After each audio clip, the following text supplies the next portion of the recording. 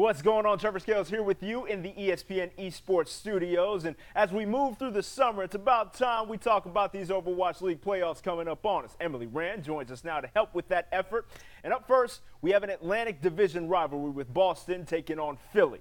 In the regular season, these two traded haymakers into a 2-2 stalemate, Emily, even though Philly took 9 maps to Boston's 8. What's it going to take to break the tie between these two?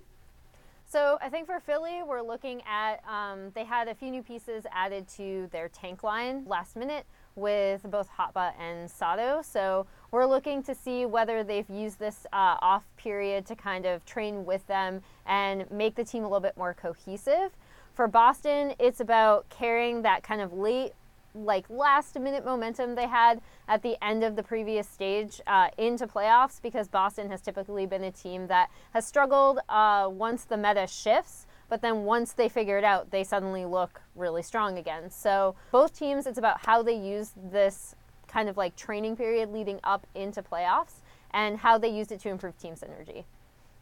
Now, the other matchup is a little more lopsided. London's looking to overcome the Los Angeles Gladiators, who had them in their crosshairs all season long. Spitfire took 3 separate L's to them this regular season. Emily, what can London do to ensure they don't catch a 4th one against LA?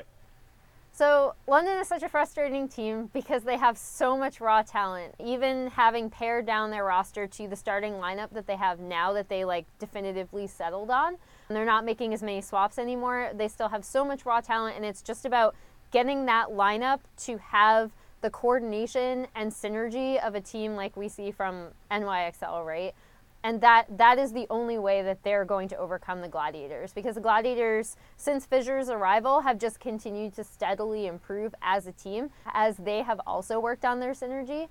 So yeah, it's going to be kind of an uphill battle for London, and it'll really depend on how much more coordination this roster has after the training period going into playoffs.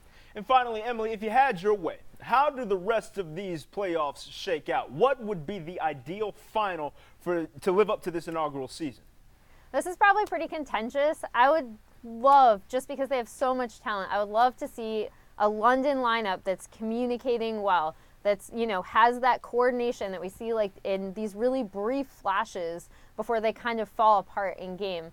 I would love to see that, but if that doesn't happen, I would love to see a rematch of NYXL versus Valiant, because I thought the recent stage finals were amazing, and if the Valiant continue to improve, that could just be such an amazing series to watch.